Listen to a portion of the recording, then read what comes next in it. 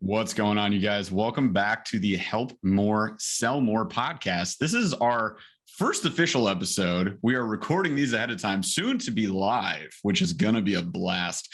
I'm just thinking of like all the implications here, Joe, of like having people hop on a live and maybe objection handle, maybe role play. Absolutely. It's got to happen. And one of the wonderful things about that is to let everybody know that when we do these types of things, when it's live, you're going to be able to see our systems at work.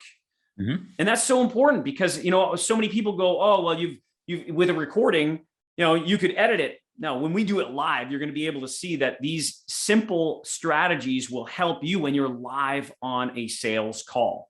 Yeah. Help more, sell more. I think it's going to be a blast. So quick intros. I'm Jeff Burlingame. I'm here with my co-host, Joe Marcoux. Joe, how you doing today? I'm doing so good. If there was two of me, it'd be crazy. The only thing better, there'd be two of me. We have done many calls together, my friend, and I believe it entirely. So today we want to focus on high energy wins, the highest energy wins. If you guys are watching this on YouTube, and if you're not, you're missing out. You can see this beautiful sign right there behind Joe, and that is in its truest form today. We're going to dive right into this. How can you approach your next sales call with the right energy, with the right intent, the right level of energy, I think is key. You say highest energy relative maybe to the individual that you're dealing with. We're going to get into that. But, our goal today would be some tips, some tricks, some things that you guys can apply in your very next sales call or sales appointment so that you can find a win-win so that you can help more. And that really is the key to this whole podcast. As we mentioned from our trailer in the beginning, is our goal is to help you help more people, because when you help more people, consequently, you sell more. And that's what it's all about. And that's really been our approach to sales all these years, right, Joe? I mean, I know we're kind of the odd ducklings, it seems, when you go online and you look at all these other sales gurus who seem aggressive and are sitting on Lamborghinis. But Joe, would you say we're a little bit different?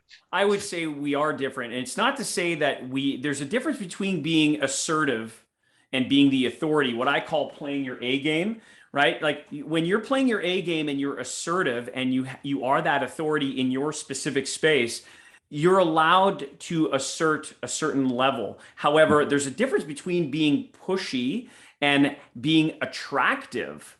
I don't want to repel people. I want to attract people. People don't want to be sold anymore. No. They want to choose to buy. And so the approach that Jeff and we both agree on, which is why we've started this Help More, Sell More podcast, is because we want to help you attract more people wanting to buy from you and wanting people to come and refer others to you. That's how you can get more organic growth in this day and age of social media and advertising. Hey, wouldn't it be great to be able to get more people coming to you because, hey, I heard about you through a friend of mine or a colleague of mine or this other client of mine. And part of that is having the right energy. So if you're watching this right now, you probably noticed that Jeff and I are both doing something that's a little bit different. We're both standing up. So if there's one thing right now that we're going to both encourage you all as listeners or viewers to do is on your next few calls, look at the difference between sitting down and standing up while you're on those calls. Take the time if you want to, get your headset on and walk around if you have that opportunity. Prior to your call, it's important to get moving. If you're always at your desk and you're always sitting down, eventually that energy is going to wane. And highest energy does win. Now, obviously, what we don't want for you is to get all like coked out, methed out, and you're talking so fast and you're like, that's not what we want in terms of energy. What we want, though, is to be cognizant of the energy that we have, because it's harder to get amped up while you're sitting, where it's easier for you to calm down while you're standing. And so when you can pick up the cues from your prospect, if you need to slow it down and if you need to sit down at that point, by all means, go ahead and do that. Highest energy wins. And so the intention is the critical component. So Jeff, let me ask you, before you get on a call, do you do anything in particular prior to even, whether it's a Zoom call that you've got scheduled, a Calendly call, or an outgoing sales call? Is there anything in particular that you do before you hit that start button or the call button? Well, I'm glad you're asking this question, and also that you brought up cocaine, which we don't do before No, call. So the thank first you. thing I don't do is a bump of cocaine. What I actually do is 50 push-ups. No, I'm kidding. Like you don't need a pump. But so yeah, I would say that you brought up a good point there, where like we don't want to have say too much energy. So I know that once I get on the call, and I think it's crucial too that the audience understands that you want to escalate these conversations, where having a phone call it's fine, but I've heard you say this 1,000 times, Joe, like your communication is degraded at that point, because 7% of communication is words and 38% of communication is just tone of voice. So effectively you're communicating at 45% if you're on the phone, whereas if you're on a Zoom call or in person, now you add that 55% of communication with body language. So I think that's crucial. So I'd say for one, pre-call design, all of that, just your sales process, you need to find a way to get a person visually in front of you. Absolutely. And in today's day and age, Jeff, with Mhm. with COVID or post COVID, whenever you're listening to this or watching this, Mhm. Zoom or Google Meet or FaceTime calls, this Yeah. has now become the norm. So if you have a choice, get somebody either live and in person or on a Zoom call. So you're absolutely right. Keep going, 100%. man. What else do you do prior to the call? So another thing I find extremely beneficial, if you guys don't have one, get a standing desk. Just exactly like I have right here. I do have a mic set up. Like this is a Yeti Blue mic. You don't need to have a fancy mic. You just need some sort of vocal communication device. So if you can get some sort of mic going, there are plenty of podcasting mics for 20 to 50 bucks. I'd consider it. You get a high res webcam. You make sure your internet is good. Like you don't want to have issues, technical issues, when you're trying to focus on helping, so that you can sell. If your internet's laggy or your camera doesn't look good or they can't hear you, then you're again degrading that communication level. So I'd say like tech specs really important. That would be like again a pre-call prep situation. You want to make sure that's ready. And then I would say hyping yourself up. I think I posted about this recently on Burley Sales, and it's something that I've spoken about with clients many times in the past.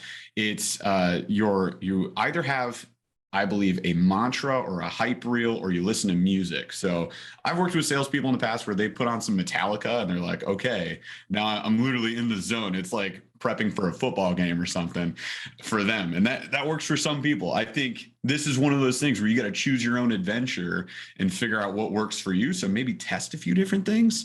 Then there's the mantra. I can tell you my mantra is that before I go into a sales call, I always have this discussion with myself. I know that sounds crazy, but everybody in sales is a little bit crazy. So it is what it is. But I'll say, We all have that inner voice, man. And everybody right now is probably going, what do you mean? What inner voice? Yeah, that one that just said that voice. exactly.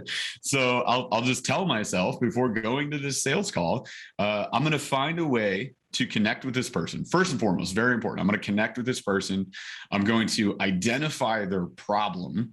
I'm going to help them understand their problem, because I find in most sales scenarios, the person on the receiving end of the sales, the consumer, doesn't even understand that they have a problem. I found this in fitness many times. And then I'm going to connect our service, our offer, if you have a product, then your product, to their problem. And like that's my goal. That just sets the intention before I go into that call. Like I have to check these 4 boxes. If I do so, it was a successful sale, whether or not they signed up with me. And that's important too, because that takes the pressure off of me. There's no sense in putting pressure on yourself. You walk into a sale and you're like, man, I'm behind my quota for the quarter. Like I'm not going to make my sales numbers. My boss is going to be pissed at me. You're only setting yourself up for failure at that point. So I want to go in positive. Like I'm going to help this person regardless of whether or not they work with me. I'm going to find a way to help this person. Yeah. And you know what? I want to share with you guys something. Like as we're recording this week, we've had something really serious happen in our family. And unfortunately, my father-in-law passed away just a few days ago. And it's been an emotional roller coaster. And I can tell you the techniques that we're sharing with you right now, I used right before getting on this podcast. Like, we've shed a lot of tears here at home. That doesn't mean that the world stops, right? I mean, I love my father-in-law a lot, and there's been a lot of, and I'm so grateful for the outpouring of love and support from friends, family, colleagues, and clients. It's been unbelievable. And so if ever you're in the down state, and this happens, it's called life. However, I want to bring positive, high energy to helping my client, because again, life has to keep moving forward. What can I do? Well, first things first, right? What's that good intention? Take that step and go, what do I appreciate right now in my life? What am I grateful for? This is a magic pill, everybody. What am I grateful for? And if I have to, I can write it down. And in fact, every morning I have a gratitude journal and I write down what I'm grateful for and 3 wins from the day before. Every day I do this. Prior to getting on this moment with you, and even yesterday on one of my calls where I was feeling a little on the blue side, because again, it's okay to allow these emotions to come out. Tears will happen, crying will happen. I'm not embarrassed about that. That's totally normal. It's called the grieving process. However, we still have jobs to do. And if it's really tough, hey, rebook your calls. I understand that. In my context, I needed to keep moving forward. So what did I do? And I'm just going to share with you guys something, because emotionally it can be draining. So I'm a big believer in microdosing coffee. I'm not going to sit back and first thing in the morning have a full pot of coffee. I'll have a cup. And then a few hours later, I'll have another cup. So I'll microdose throughout the day. Then, use a Tony Robbins example. And, Jeff and I are working together because we're time collapsing over 50 years worth of our own experience with you guys. But we've also taken plenty of courses and workshops and masterminds and read a ton. And we're giving you guys this information. So same thing. So Tony Robbins, big believer in what's called the state change. So what did I do? I turned on some music that turned me up. Now, and again, like what Jeff said earlier, is it Metallica? Is it AC/DC? Is it Jesse Cook? Is it the Gypsy Kings? Whatever it's going to work for you. There is no wrong answer. It's what's the energy that you're going to bring to that call. Then move. Take the moment to be able to step away from your computer and your device and maybe go for a walk, go for a bike ride, do some squats, jump up and down. I'm not kidding. The rebounder is a great little example. And then reflect in terms of what is the outcome. One of the things that I've heard people say is, doing the up and down is like, okay, at the end, is it Visa or MasterCard? Visa or MasterCard? Visa or MasterCard, right? Because I know and the goal isn't about closing sales.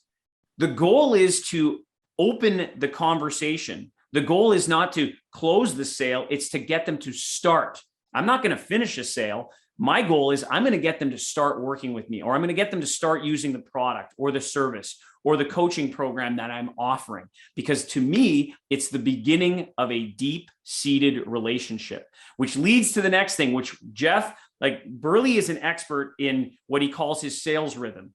So what are the things that you would do pre-call planning wise, above and beyond the energy piece, that gets you to know a little bit about your customer? Do you do any of that in your approach? Yeah. So as far as just understanding who it is that you're talking about, I mean, in your sales process, you should definitely have some form of questionnaire. I mean, it's somewhere along the sales funnel, you're discovering some information. There you go, about an individual that you're about to speak to, because you need to know how the heck you can help them in order to help them. So if you can insert that into your sales funnel, that's definitely a big help. And then if not, then when you're on that call, you have a sales intro, as I've always liked to call it. I just kind of despise the sales appointment, sales call terminology. So it's an intro. It's an introduction to the service or product that you're offering that can solve this person's problem or help improve their life. So when you're doing your intro, you should have many, many questions. Sales is really more about asking questions, the right questions to get the right answers. And it's about listening. It's not about telling. Telling is not selling. Selling is not selling. This is something that we've been saying for years and years and years. I don't even know where I first heard that, but I've been saying that forever. And I know you have too, but it's so true. How many times I come across a salesperson who's like, I'm not hitting my numbers. And then I listen to them and they're just vomiting, word vomit all over the consumer. And they wonder why the person doesn't want to buy, because you're not helping them. You're not showing them how this could help them. They don't, I mentioned this a little bit ago. They might not even know that they have a problem, or they know they have a problem. They just don't know what it is, and they don't know how to resolve it, which is your job. And you're not going to know how to resolve that or identify it without asking questions. So I think a lot of this is just finding more about them, discovering, which is another reason I would maybe call this a discovery call as an option opposed to an intro, because you're trying to discover more about them. And so one of the things that I like to do is like anywhere between 5 to 10 minutes. In the world that we live in today, it is so easy to be able to find something about someone else, right? We've got Facebook, Instagram, LinkedIn, Google. And so, Jeff, let me ask you, if you were to do a quick background on a prospect and you found out that they had a common interest of yours. So let me ask you, what's one of your passions? If you're not doing sales, what's one of your passions, Jeff? Well, I know you know this, and I know that we mesh on this passion, but I fish. I actually run a fishing YouTube channel, podcasts, all that stuff. And that is my hobby / other thing that I do to get paid and enjoy. Right. So in that context, doesn't it make sense for you, Jeff, that if you are doing just a quick 5-minute background and you see a photo or somebody, that you're about to speak to has something else that you both have in common, that you would take note of it and just be open about it and just say, hey, Jeff, I noticed that you caught this bass last weekend. I just want you to know, I mean, I went on your Facebook page and I noticed that. How often do you fish? Yeah, I love it. And to present that in a non-stalkerish way is maybe to jokingly say, sorry, I stalked you on Facebook. There's not, in today's day and age, it would be foolish to say that before you get on a call with someone, the more that we know about, again, this is about energy, right? So what are the common bonds that, again, because we want to raise our prospects' energy, even if it's, you're doing sales in areas like I've got coaches that are dealing with holistic health and healing. They still have to motivate people to choose to buy with the right energy. And if you're listening to the way I'm speaking now, I've just slowed it down. I didn't turn my energy down. I just slowed down my cadence. Yep. These are things that we're going to be discussing with you all in weeks to come on this podcast, because we have to be aware. You have to be absolutely aware of the way that you speak. It's not just the words, you guys, it's tone and it's body language. That conviction and believability comes through with how you speak. And I said this countless times in the dojo, and Jeff, you know this very well.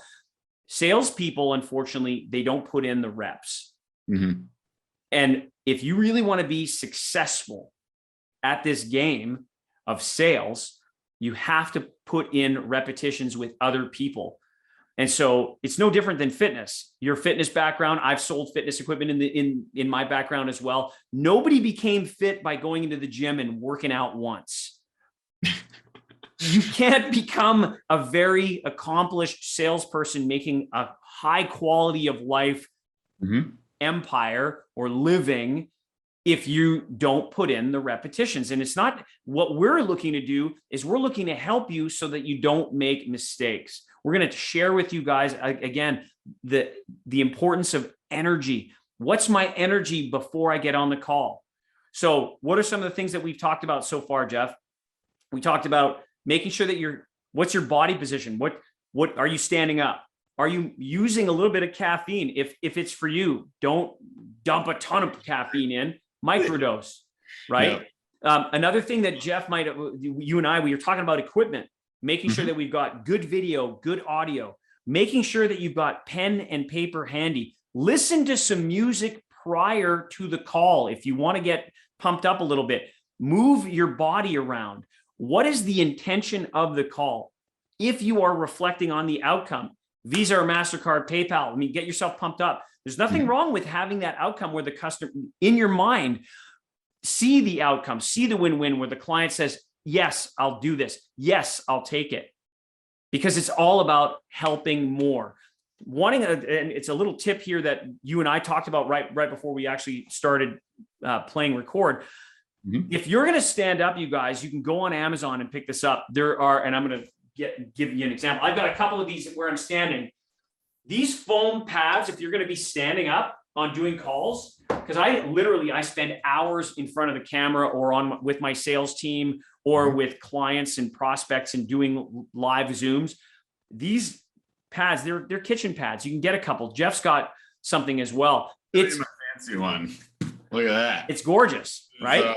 Ergo Driven, I think is the brand, but you see it's got like all these different angles and stuff and like this little spot for your heel. So it's kind of nice if you're fidgety like me, because it keeps me in one small space. So rather than being like right there, right, I stay in this small space, but it gives me something to kind of like do to adjust my posture and change my position throughout the call, which consequently, as you've mentioned, helps me keep my energy up. Because if you just stand here and you're just like this the entire time, eventually your energy is going to drop. So I think, in addition to all this, like we also talked about a little bit, or alluded to rather, kind of like matching the person's energy and then pacing it up, right? So I don't want to, if they're coming in like this, they're hunched over their desk, they're tired, they look beaten for the day, I'm talking maybe like a B2B sales where they've been just dealing with customers all day long. And I'm going to talk to them about, Burley sales and how I'm going to help them make more sales. I can't meet them like, what's going on? Like I have to meet them. If they're a 4, I'm a 5. And then I'm going to bring us both up to a 6 and a 5 and a 7 and a 6. You got it. That 10. And I think that is another crucial factor where I've seen a salesperson either come in under them, too low energy, or, haven't, done their hype reel, haven't gone through their intent, their mantra or anything like that. They're not prepared for the call. They're not ready. They don't want to take the call. And then the consumer consequently feels that, doesn't want to buy from you because you don't want to be there. And they know that. Or they come in at a 10 and their consumer, their prospect here is a 5. So now they're just freaking this person out. Like, have you guys ever met somebody who is at a 10 when you're a 5 for the day? Do you want to talk to that person? No, you're completely turned off. There's no question. And I think that you used a word that was really powerful in that. And that is people can feel. We're intuitive beings. I mean, there's no question that men tend to be more visual in their approach and women tend to be more kinesthetic in their approach. However, overall, as human beings, we emote and we are kinesthetic beings. We can feel as to whether or not you're being genuine and authentic. And this is critically important. Having that right energy to helping someone so that they can say, yes, I want to do this, or yes, I see the value. So when you bring up high energy, there's something that correlates here, everybody. When the energy is high and the value is high, and again, when I say high energy, it's high energy in the sense that it's going to help bring your prospect up to that next level, whether it's a 4 to a 5 or a 5 to a 6 and onward. When the value is high, people will buy. And so your energy has to match the value that you're bringing. And the believability is the key. All of this brings together, why do I want high energy when I'm speaking with a prospect? Because when I truly believe in my mind, in my heart, in my gut, in my soul, when I really believe it, then my conviction comes through. And with conviction, that's when your body language and the tone of voice, if you're listening or if you're watching this right now, there's no question. I believe every word that I'm telling you at this very moment. It's clear. Absolutely. And I think we wrap up on this point because I feel like episode 2 here, the next one that we drop, could be based more on this establishing of trust and like building this relationship with that consumer. I want you guys to picture this: a sales appointment, again, a discovery call, an intro, as I'd rather call it. And we'll kind of like maybe get this vernacular going throughout the show, and maybe you guys join us in that. But that discovery call, that intro, is a blind date. That's what You are meeting a brand new person. And maybe like Joe mentioned, you find a way to connect with them because everybody's on social media. You go look at their social media. It takes you 5 seconds to do. You're already on Facebook anyways. I know you guys are. I forgive you for it. I do it too. But you go on there, you find them, you say, oh, they like fishing. I'm like, I like fishing. Cool. Now we have this way to connect immediately once I meet them in a non-creepy way. I'm going to deliver that. But Absolutely. now I can talk about that. Well, that goes a long way to establishing this line of trust. And as Joe mentioned, it brings their energy up because it's something they're passionate about. They enjoy talking about fishing. And now they know this isn't just about the deal. Let's make the deal. It is not like that. We're having a casual conversation and I'm discovering how it is I can help them. Right. But we're connecting and now starting to establish this line of trust. And make no mistake, sales are made based on trust. Like people buy from people that they like and trust, not just from people they like. Like, cool, you're pretty good at like getting some vibes and like they like you, but now you're going to hear I want to think about it. Let me talk to my spouse. I'll call you back Friday. If instead they trust you, now they believe everything that you're saying. They believe that your product or service will help them, will resolve this problem. Of course they're going to buy. It should be a no-brainer. You shouldn't have to go through 7 layers of objection handling and persuasion to try and get them to buy now. They should just want or desire what it is that you have. And they want or desire to work with you because they like and trust you. Yeah, and people are going to buy off who they know, like, and trust, Jeff. You totally nail it. I mean, when it comes down to it, people that are listening, let's face it, you've got quote unquote competitors. So you may have products, services, programs that are very similar to other people and or product services and programs that are out there. So what's the differentiating value? It's going to be you. People buy off of people. I mean, yes, there is good copywriting that is available out there to attract people. And sure, there are people that are going to click a button and buy.